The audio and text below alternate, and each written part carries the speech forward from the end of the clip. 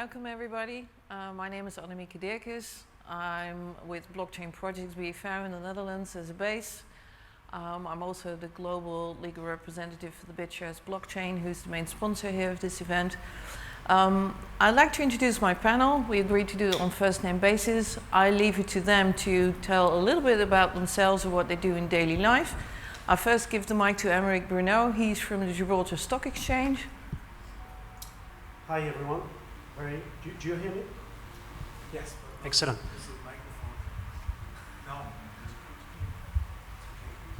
It's okay, yeah? Yeah, excellent. So very pleased to be here today. Thanks a lot for attending, the panel. So my name is Aymeric Bruneau. I represent the Gibraltar Stock Exchange Group, more specifically in charge of building strategic partnerships across the group. I'll give you a very quick snapshot about the group itself. So we have three different divisions. One is exchanges. So we have three different exchanges. Two traditional exchanges where you can list traditional debt and fund, and probably one of the very first exchange to allow the technical listing as well of digital bond and fund. We have as well the Gibraltar Blockchain Exchange, which is a fully regulated and insured exchange. That's for the so-called utility token. So the second division is what we call ancillary services. So we have a broker-dealer, UK FCA regulated, can help for arranging, advisory, so that can come very interesting for distribution. We have as well Bruneau, which is a fund administrator, one of the largest in Gibraltar, very useful for corporation, set up corporation and fund administration. And the last stream is technology. So we have a division called Hashtags, which actually built a property blockchain, which is called Stacks, Security Trading Asset Classification Settlement. And that blockchain is actually live and helps to power financial institutions, because the whole group aims to become one of the leading financial institutions, 100% digital. And when we look at blockchain, we thought that either it's too public or too private.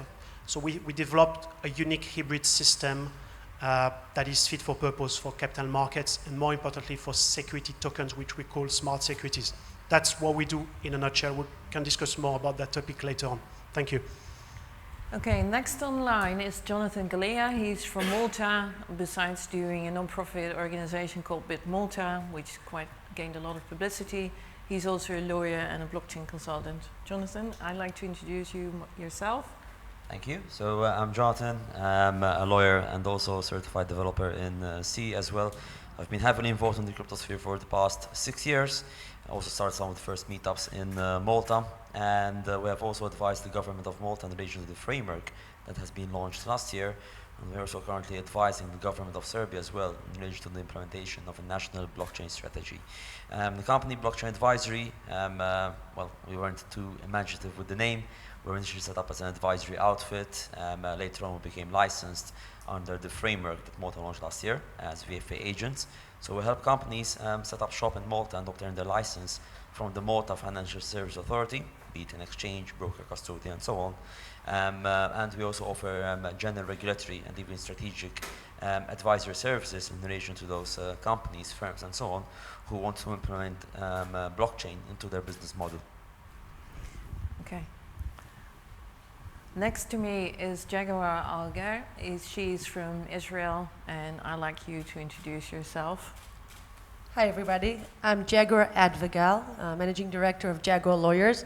I am, as could be understood, a lawyer and a CPA, but a nice person though. Try to be. She doesn't bite, I can assure you. I survived it. Thank you, dear. I do global licensing and regulations of crypto companies or crypto-originated companies and blockchain-related projects, which have usually multiple difficulties with in several countries. And I do litigation as well vis-a-vis banks who are having troubles accepting funds which are crypto-originated. So this is what I do. I follow these lines ever since 2015, which makes actually you and I are pretty old in this space, actually. So I'm going to be talking today. I hope you enjoy it. Thank you. Hey, next in line, please hand the mic to Vassilios Bokos. He's a local from Athens. He's also what we call in the space. Please introduce yourself, Vassilios, as to what you do in daily life. Thank you very much, Annemieke. My name is Vassilios Bokos. Don't be afraid, we are not in a court of law here with so much lawyers today. I'm an attorney at law here in Athens, Greece, and I'm a political advisor in Hellenic Parliament, a member of the Parliament for environment, for industry, and for the economy. First of all, I would like to thank the University of Nicosia for this wonderful event here and for this innovative initiative to make, for the third year, Decentralized here in Greece. And of course, Bitshares that are hosted this panel. And just a short story from my legal advice experience. A few years ago, some clients came to my office and they say to me, so you have to handle with a company that it is involved in blockchain. And I said, what is that? It looks like to make a legal search for a real property in the moon. So a few years after, I drafted the first rent contract here in Greece, and namely in Bitshares. So that was for me. And okay, thank you.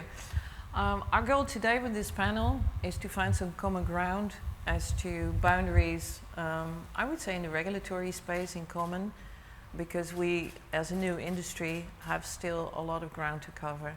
That involves governments, lawyers, regulators. As this industry originally came from, I would say, I would qualify it as sort of an anarchist. You know, we can do without banks, we can do without governments, we can do without regulators. But as the industry matured, obviously that was not the case.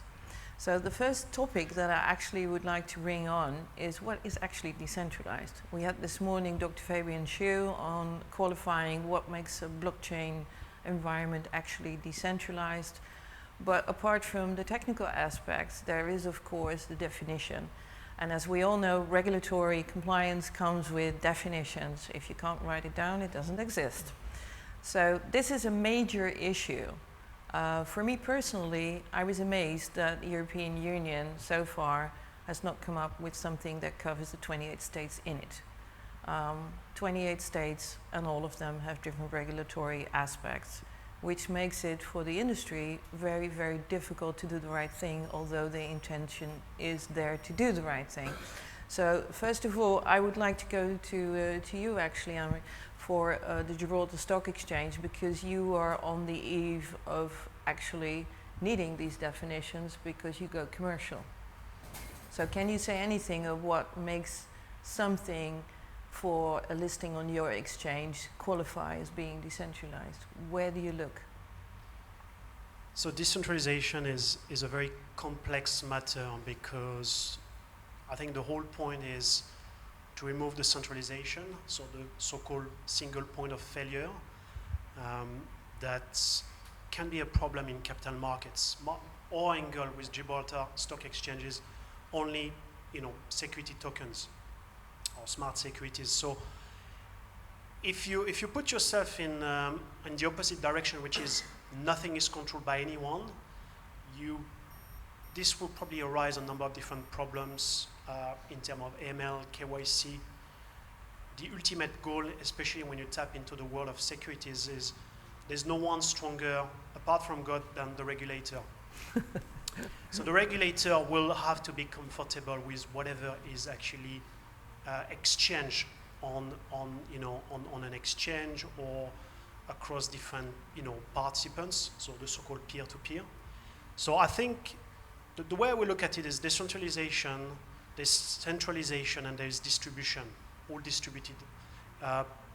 So it's probably a long way to go to get from pure centralization to decentralization. I don't know if you're aware about EOS blockchain, which is a delegated proof of stake, which overall kind of give the power to 21 super nodes. And the problem here is some of those nodes are known, being Chinese nodes, so you can actually, that can create some kind of form of collusion. So this is a first response to the pure problem of centralization. What needs to happen in the case of a delegated proof of stake, so you have a lot of super nodes that actually validating the blocks, is to actually know who are those nodes. So can I go there? Because who owns those nodes? Then we come into the field of KYC. I'd like you to say, Jaguar, how do you see that in a delegated proof of stake situation where you have, I would call it a decentralized blockchain, what would you see as mandatory to register in the KYC field in that? Is that the spot where the server is? Is that the person being responsible for the management? Is it a company that owns the material? How do you see that? Well, we could take an example from the beginning of the legal aspects, when in the beginning days of the internet itself, when we used to have websites and the regulators did not know website is over the internet, it is totally global. So where is it? Where should we tax it? Which laws should apply to that? And the laws developed first from where the server is, or at least that was in the beginning of the phase. And then came regulations like consumer protection regulations saying which clients or customers or visitors does that website address to. And then it has come to, and then came the corporate law that says where is the management and control of that website. So I think specifically in a decentralized area or arena, there should be a myriad of considerations that we should choose between or see which we prefer, among which could be where the control is, meaning what is the citizenship or of the people who actually own that. But here we don't have anyone specifically who owns that. We have several people participating in it. So that consideration falls apart. And the second would be the location of the server. But here again, the nodes are everywhere. The participation points are everywhere. They're totally decentralized. I'd like to go to Jonathan, because in Malta there's already a regulatory, I would say, aspect fairly well developed. So how do you deal in Malta with this KYC aspect? Before delving into the aspect of KYC, I just wanted to sort of bring this point in the sense that it's very difficult to define decentralization, but then when you actually go to interpret decentralization, then there can be various aspects of interpretation. You just mentioned ownership. I would say let's also mention responsibility. In a purely decentralized environment, one can argue that there's no element of responsibility. One can also argue that decentralization potentially leads to the impossibility of a legally enforceable right. Not the inexistence of a right, but a legally enforceable right. Reason is, for example, if there's a shortcoming in a blockchain network which is purely decentralized, and you cannot point your fingers at anyone, so there's no one responsible, so there is no obligation, and therefore there is no right which can be enforced if there's a shortcoming. I'll stop you really quick there. I'll get back to you. Vassilios, if you look at this aspect, would an aspect be of decentralized that in every aspect of what's regulatory already arranged, there should be somebody to be appointed as being responsible, like for the operational side or for the liability side or for the financial go? I mean, you have an advisor on the parliament as well. So Jonathan just brought the point, yeah, if we can put the finger on somebody in any of these aspects, is that what we mean with regulatory compliance in decentralized situations? Exactly. Exactly that means that each person has this responsibility. But let us go to the big picture before to go to a small pixel of blockchain companies. From my point of view, the big picture is that we are living in a transition area, in a transition period, in everywhere, in an economy, in society, everything. We are living in the second phase of the third revolution, of the third industrial revolution. The first revolution and the second revolution was centralized. The third revolution, that it started with computers, internet, it's going from the market to the networks. So, in that point of view, we are living in a decentralized area in everything we are living. In companies, the decision making, the policy making, the responsibility is decentralized. This is the I'd key. like to take that back to Jonathan, because if you hear Vassilios talk, you could say that Malta, in a sense, takes that role by being in the forefront of regulating blockchain and crypto-related issues on the island. So can you respond to what Vassilios just said? Essentially, when it came to regulating the sphere, there were two main tracks which were undertaken. There was the regulation of services provided in relation to cryptocurrencies, mostly rather than blockchain, and then regulating, or rather standardizing certain aspects of the technology itself. When it came to regulating the use and service provided in relation to cryptocurrencies, that was fairly easy. There are centralized service providers, and those centralized service providers are providing services which are very, very much similar to financial services. So again, it was simply a matter of taking the traditional services framework, financial service framework, and adapting it to meet the requirements and needs of the crypto industry. When it came, however, to technology itself, that's when things became particularly tricky. And earlier on, someone mentioned having someone responsible for technology, appointing someone who is responsible. Now, that is where the regime of the innovative technology arrangements comes in, which was developed in Malta in order to certify any technology arrangement which is blockchain-based. So anyone who develops a smart contract, platform, DApp, and so on, may apply for certification with the Malta Digital Innovation Authority, and if the systems audit shows that particular technology arrangement adheres to certain technical standards, it will get certified by the Malta Digital Innovation Authority. Initially, there was the concept of a technical administrator, someone responsible for that technology arrangement. But immediately... So would you then say that he would be the legal, I would say, the guy that you point the finger to if something goes wrong? This is where we came in with in full force and actually started making our voice heard as blockchain advisory. We started saying, okay, so this person will be responsible for something which is decentralized, something beyond his control, beyond anyone's control. Who in their right mind would accept to sit as a technical administrator? Then we come into the field that Fabian Schuh this morning said about, can you decentralize liability? Which in my view is one of the big grey areas when it comes to decentralized blockchains. Well, I must say that at least in Europe, we already have somewhat of a solution regarding another subject in the GDPR. Those regulations actually apply extraterritorial, beyond Europe itself. And the way to have done that, with the solution that was chosen already, was that any company has to appoint a DPO or someone in a specific country that actually would be, like in the words you've used, the person to put the finger on, basically. So that could be a solution. It's a simple term to indicate, you know, you better make sure that your shop's in order, otherwise you'll be in big trouble. But the way that we got around it, essentially, that we changed the concept of technical administrator to someone who is the main contact person.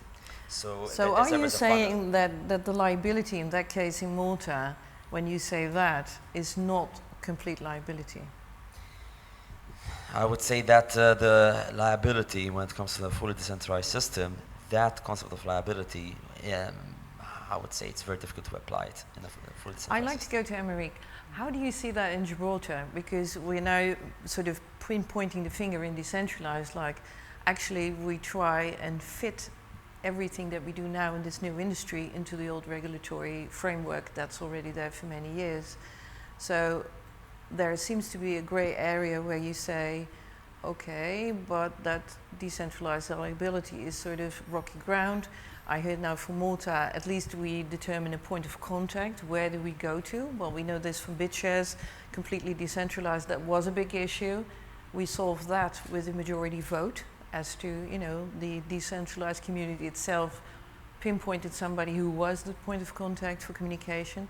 Now, if you transfer that to the Gibraltar situation where you were in, is it then so, because I know a little bit about that, you also need somebody local in Gibraltar if you want to do anything in the Gibraltar Stock Exchange to be the point of contact Where do they fit in with the liability for whatever you list on the exchange?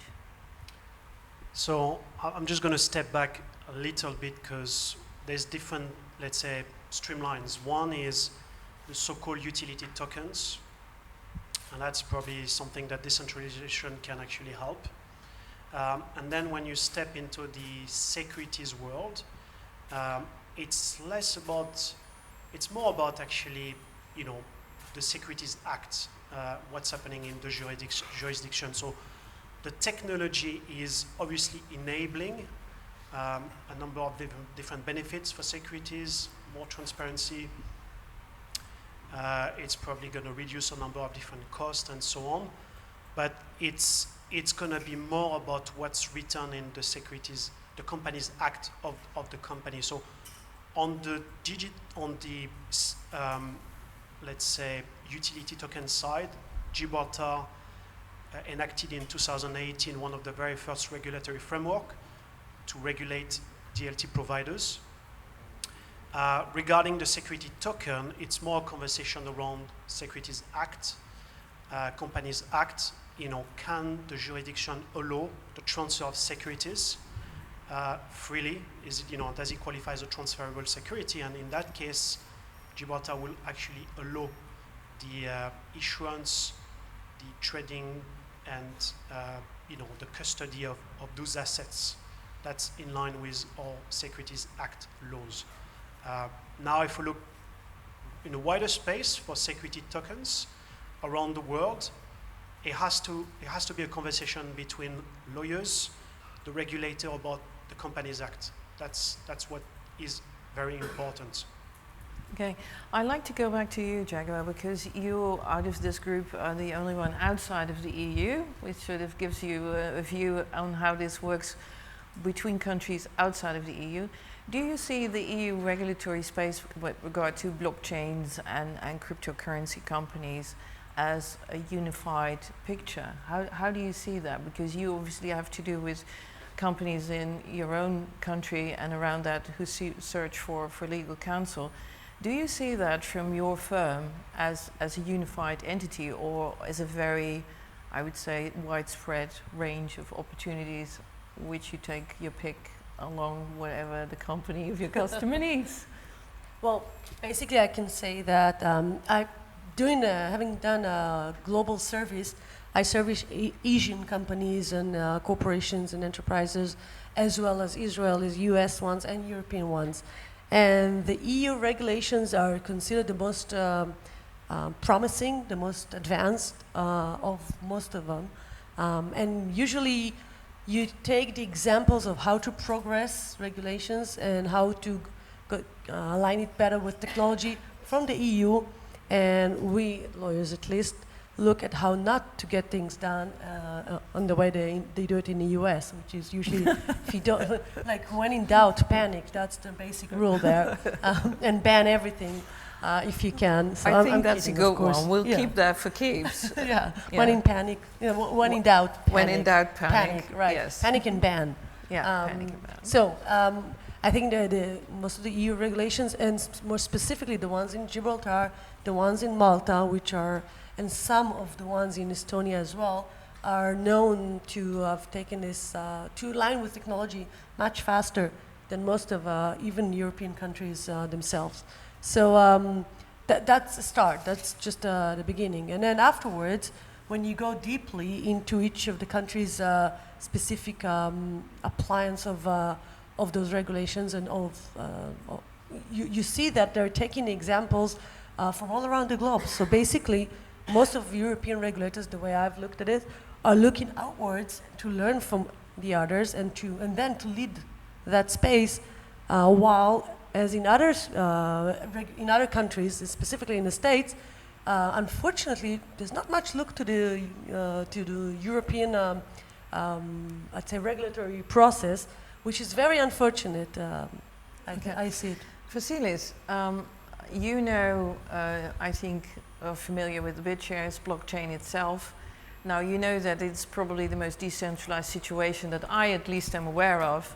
they solve this through their own voting governance system, like having a point of contact and regulating the way that they run their show. Would you say that this model of Bitshares blockchain is applicable in other situations in decentralized circumstances? Yes, of course, because technically it's affordable, and we can see that in practice. But the problem for many companies is that they have to the need of compliance with many legislations. So this is one of the problems. The second problem is that the European Union, it's like a tanker, and it takes time to make a little bit change of direction. We have to live with that. But on the other hand, the legislation is moving forward by a horse, and the technology is moving by a spaceship. This gap is very difficult to be fulfilled. In my point of view, we have to think out of the box, and that we are going to find new tools in the legislation and in the laws to be enforced, not with a hard enforcement, but with a soft laws, or with principles of law that we are called. That could be one idea to make not the bad word of regulation, because this is a to be or not to be question in blockchains, but to make a framework that we have to live with it everywhere and everyone, companies, persons, states, governments, To go in this aspect, what you just mentioned, I'd like to go to you, Jonathan, because there are a lot of voices that say the way that we made law in the past is not fast enough for technology development, especially over the last 10, 15 years. So the thought is, instead of following, I would say, the more Anglo-Saxon way of defining everything very precisely, to go to a more conceptual interpretation of what's decided. Like, we all know that you're not supposed to kill your neighbor, you know, that's a very clear law, but wouldn't it be better if we followed this line of thinking to say conceptually, you know, we agree on some mainstream ideas in the blockchain and cryptocurrency angle to avoid always being too late with the fine print of the law? So when deciding on whether to go for a principles-based as opposed to a rules-based approach, I mean, ultimately there are pros and cons of each particular approach. However, when it comes to adopting a principles-based approach, there needs to be a common set of principles which everyone is aware of and everyone agrees upon. One of the issues that we're facing when delving into certain regimes which adopt a principles-based approach, and we have actually conducted a study of the regulatory regimes across various EU and EEA member states, is that in each and every particular jurisdiction which adopts a principles-based approach, there is still a very high element of uncertainty, because it's all subject to interpretation, and ultimately interpretation is always used to fit one's own best needs. So are you saying that the differences between the several, I would say, countries or cultures or whatever you want to define it, are actually in the way of finding a common denominator for a principle-driven law in this area? How do you see that, Jaguar? I actually agree with the fact that we need to work by principle. However, I much better agree with Jonathan on the fact that it creates a lot of uncertainty. And I think the solution would be somewhat of what Vassilios had just said before, that we just need to accept that there's no way ever. It's been like that in the beginning days of the internet and in the beginning days of motor, like when they invented engines, etc. It has always been that a regulator would be dozens of years behind the new technologies. So I think that instead of being angry by that or frustrated, we just need to frustratively accept that. I'd like to make a point here. If we say that, you know, principle-driven law in itself or regulatory space in itself is an issue, and we rather have it defined, why don't we hold ourselves the mirror, Vassilios? Because we did that for 15 years and it ended up in a crisis in 2008 nevertheless. So we haven't learned anything, basically. Should we say that? Yes, I'm afraid you're right. I'm curious also to what Vassilios has to say, because he's a counsel to the government here. I mean, we tried that, okay? Why are we going to try something that already failed? So therefore, the big challenge is to take another path, to think out of the box, but it is very difficult to convince people in governments or people that are responsible for take actions and decisions that no, there is another path. It is very conservative. Even the EU, they have regulations for everything, but they are a little bit conservative, especially with banks, because we are talking about a totally changing of our society and economic systems. We are going to a share economy. This has to be new rules. This has to be based in a new rules. To go to the very practical situation of today, I mean, Brexit was again postponed. You can say that's a very non-principle driven, but very specific, wordily driven situation. How do you see this discussion about principle, conceptual thinking and interpretation of the surroundings?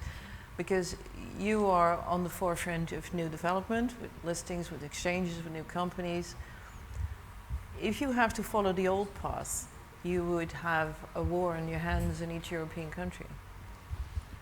So back on the principle base, that's exactly the same path that Gibraltar followed, because we in Gibraltar regulate the DLT providers. Personally, I think it's the right approach. Nothing is perfect in this world, but things actually, to drive adoption, you need to go gradually. So we know those, when you start to tap into, let's say, regulation laws, it will take time to influence, and having people at the very top to understand what this industry is all about. So regarding, I mean, our angle as an exchange, we're very excited about what we call digital securities, and the reason is because if you look at capital markets right now, mainly stocks and bonds, stocks is $75 trillion, debt is $215 trillion, bearing in mind that 30% of this debt has been created in the last 10 years. We see this as a fantastic opportunity. We think that blockchain will enable a number of different advantages. We think that one of the key things for financial institutions is more to reduce the cost. If we've been talking with a number of financial institutions, CEOs, CFOs, and what gets them very excited is to cut the cost by 80%. And that is what blockchain is all about. Regarding digital securities, that will be potentially a new stream of revenues, which we are very excited about. It could be, having the ability to tokenize that very hotel, fractionalize it, and give the ability to, for some smaller investors to actually buy a piece of the hotel. So regarding I'm not too worried about the technology. The technology, will work. It's more about influencing the regulation around that. So a number of jurisdictions around the world, we discuss about, for example, Singapore, very ahead of the game, Switzerland, Liechtenstein. These are the jurisdictions that should actually will help to drive a different view to how to actually change that whole system. Okay. I'd like to invite the public to questions. We tried in this discussion to find some firm ground as to the regulatory aspects of I would say, an emerging industry. Because at the end of the game, blockchain technology, cryptocurrency is still a drop in the ocean of the total world economy. But it is the most promising and the most rewarding industry to promote efficiency, like we heard, for its new models. To embrace this technology has brought countries who did embrace it prosperity. And I think that's one of the main angles that regulatory institutions oversee, that this can actually bring improvement to the situations of, I would say, less privileged economies. I like to see questions from the public, if any, otherwise I've got like a million questions. That's actually Fabian Shu who did the presentation on decentralized. Thinking about startups. Yeah. If I had a good idea to run something on the blockchain, would I rather go the approach ask for permission or ask for forgiveness? That's a good one, actually, guys. Yeah. Well, in the case of the Bitshares blockchain, we didn't ask for permission and we didn't ask for forgiveness because we think we're doing the right thing there.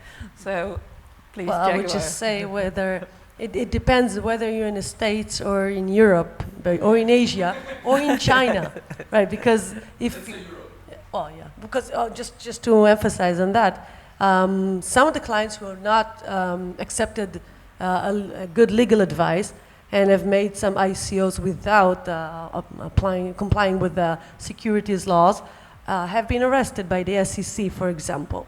Some of the people involved in this area in China, we're still not hearing from them, so I don't know where they are. However, and that's not, forgiveness would not work here. However, in Europe, as you've asked, and focused me on that, I think that it always depends on the statistic point of how much fines have been put on previous, I'd say, actors in this field. I can give you the example of the banks. The banks are more rigid about this concept because fines are huge for them. The ones that I litigate against always tell me, we'd rather lose to your clients and pay several millions of dollars of legal whatever costs rather than pay hundreds of millions of dollars of fines. So it actually really depends on which regulation you are under. Can we go one step back and not go into the securities law right away, but go into something that's a little more blurry? Something like no one really knows whether there's a regulation about it even. Think about a blockchain that has suddenly a CEO, but not an headquarter. What do you do about that? You mean actually that there are aspects of traditional economy in place, but most of them are failing, like there's no address, there is no way to say the servers are XYZ.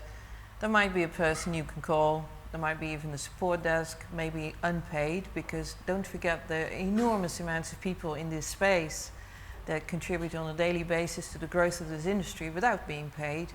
And I think that is one of the extremely positive remarks that I want to make today that I heard nowhere.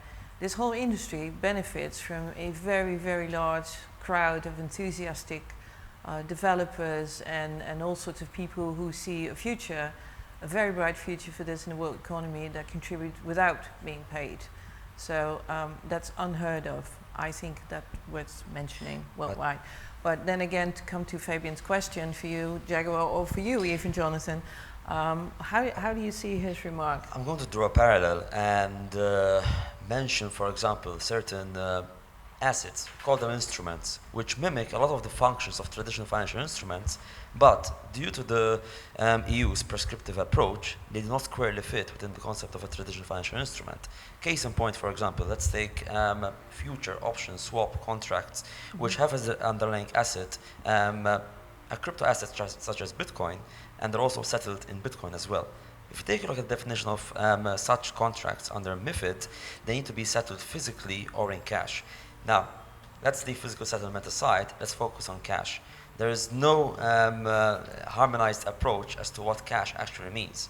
And therefore, would it mean that if it's settled in cryptocurrencies, it will be settled in cash? That's a question which is up for debate. From what you say, going back to our discussion earlier, wouldn't then the argument to have a principle-based approach on everything much better? Because crypto, like Bitcoin, can never be cash.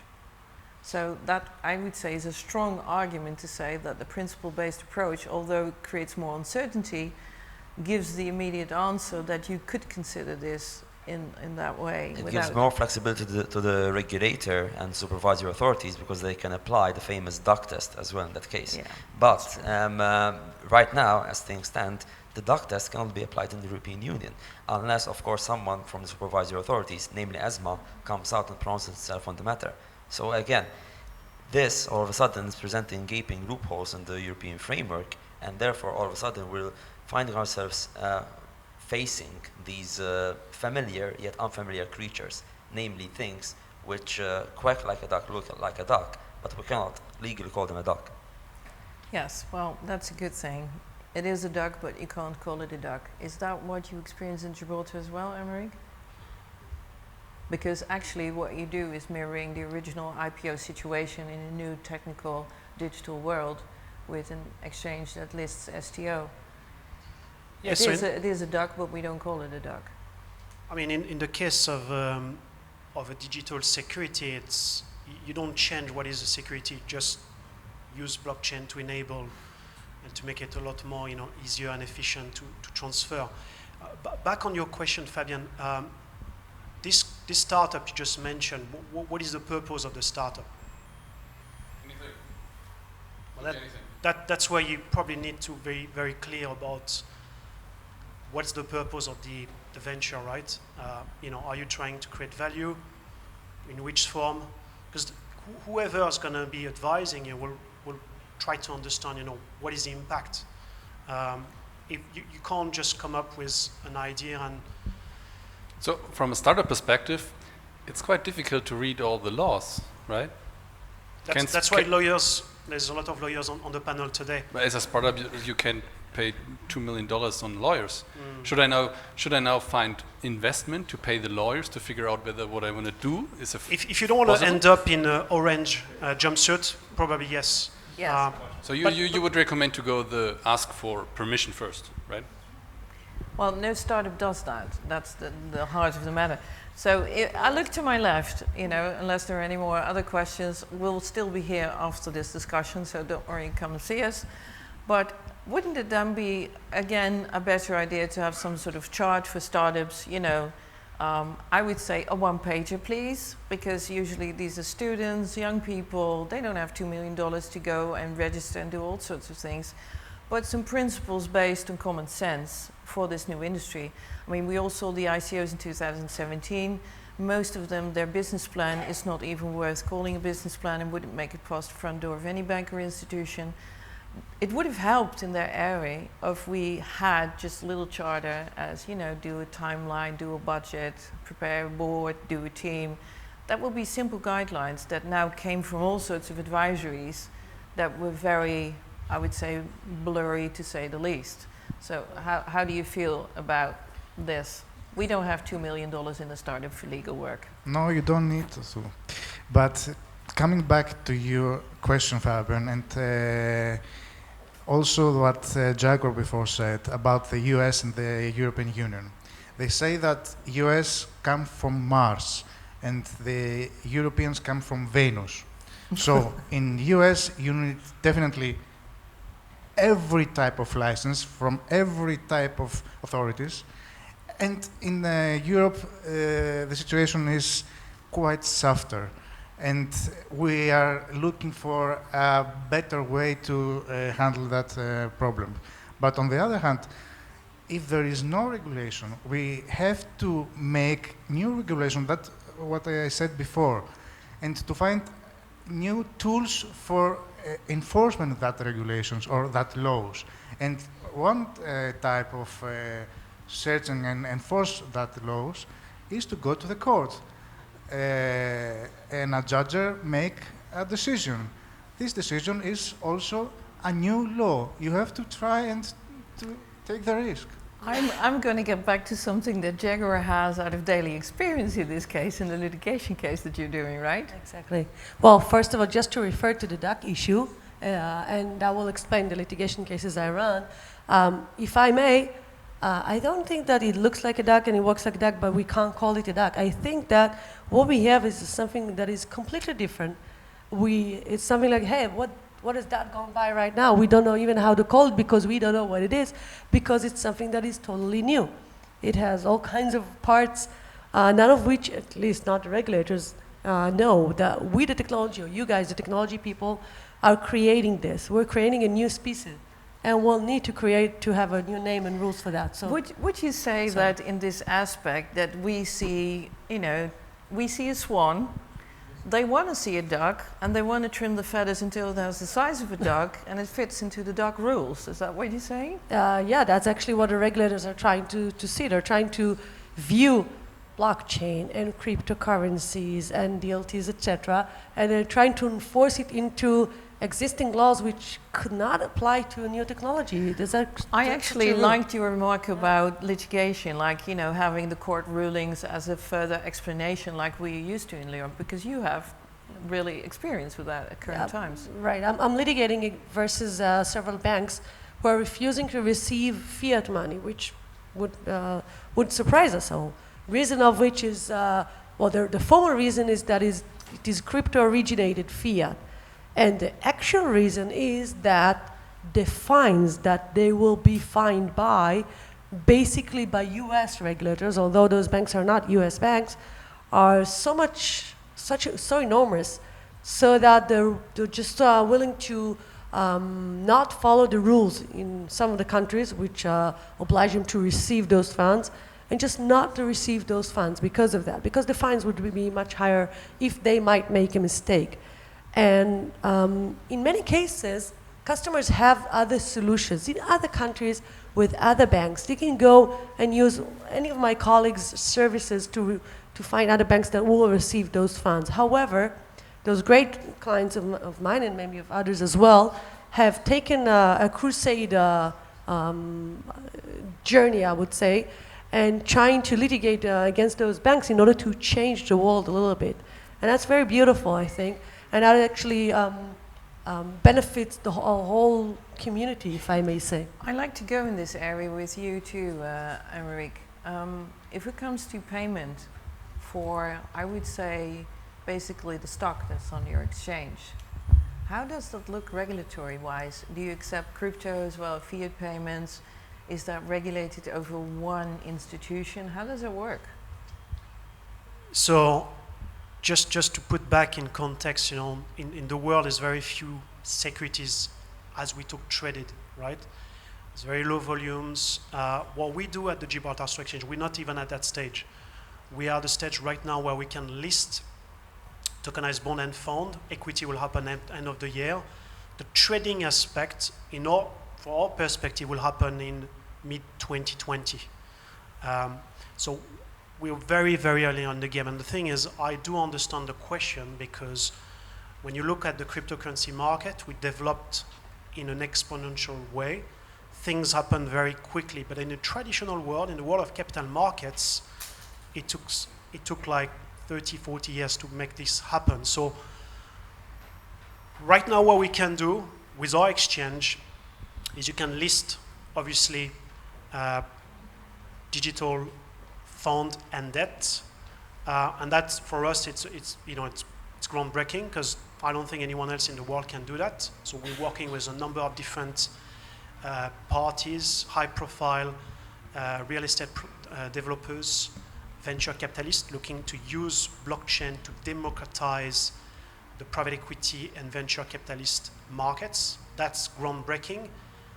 The question around the liquidity, which is brought by the trading aspect, will take another 6 months from our perspective, but the reality is it will take another 5 to 10 years. That's the reality. It will not just happen just like that. So we might be a bit ahead of the game in terms of expectations, but that will happen. Definitely. We're always ahead of the game. We're a new industry. Any questions from the public? Feel free to ask anything that you like. Anybody? Okay, because I've got plenty. If you look at Malta, the whole payment aspect in this blockchain space, we all know Malta has a longer history with the gaming industry, with other cryptocurrency and blockchain-related projects. How do you see that whole aspect that pops up everywhere with this AML? And I'd like to point out there's been research that, Bitcoin is often marked as, oh my dearest, we never know where it's coming from. Well, you do know, that's why we have blockchain explorers, guys. And the other side of it is that research showed that 10 times more dollars are used in this circuit than ever Bitcoin is used. So it's more like branding out of fear, I think. than out of real facts. Is that correct? Is that your experience too? Yeah, incidentally, the Doctorate of Law thesis I had written in 2015 revolved around the subject of Bitcoin and its effect on AML legislation. Yes. In fact, the outcome of that thesis essentially was that the technology itself will lend itself far more greatly to the regulators than to the criminals. I think themselves. it's the tax inspection's heaven, to be honest. You Definitely. can find And we've anything. also seen Bitcoin actually leading to the crackdown of one of the largest rings in child pornography. And this was news around 2 weeks ago. So it was actually thanks to Bitcoin that, again, certain forensic firms such as Chainalysis helped the investigators crack down this criminal ring. So ultimately, I think the regulators are coming to terms as to what blockchain actually is, or starting to come to terms with that particular question, and actually starting to realize that it can be used to their advantage. Having said that, there are still worries about this being a new type of asset, as Jaguar rightly mentioned. And as any new kind of asset, of course, it attracts the attention of the legislators in the sense that they want to attach some kind of regulation or restrictions to it. And this is also the case in relation to AML, where we've seen the introduction of the 5th EU AML directive, which mostly targets the custody of private keys, the retention of private keys. And again, ultimately, this service is being provided by those who are retaining such private keys. This is, of course, leading to a new wave of regulation across the European Union. It has spurred certain jurisdictions, such as Germany, for example, to come, I would say, relatively all out when compared to their stance up until a year ago, where it was basically a sit back and wait approach. And they're now actually going out and regulating the exchanges, world service providers, and so on from an AML perspective, which is something that has also been done in Estonia, let's say. Will they stop there? I don't think so. I think AML is simply the first step, simply because it acts as the, let's say, right point of regulation for the bridge between fiat and cryptocurrencies. But ultimately, I think we will go beyond that. It will take a lot more time, but we'll start seeing more regulation beyond just AML. Okay, thank you. We're sort of winding up today's discussion. I really think if you go to a final conclusion of what we established as common ground here, what would you say that this is in regard to decentralized systems? Well, Because I would like to give the audience, out of all this experience that's here in the legal framework and the latest developments, what would you say would be common ground? in my perspective, the $1 million questions, actually the answer on that question, what about the data, the mega data that are in this space, in blockchain, etc. This answer will give the future and give the direction how legislators, how policymakers will handle this area. I think we all agree on that. And the second, Yeah. Point is that blockchain is a digital mirror of the real world. So don't throw stones on that mirror if we don't like this reality. Jaguar, what would you say came out of our discussion today as common ground for the future?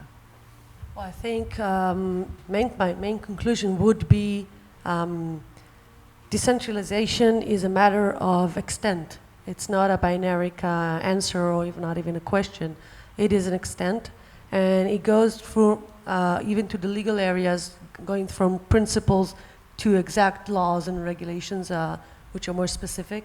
And the ambiguity that we're willing to bear would lead us towards principles and to a more flexible environment.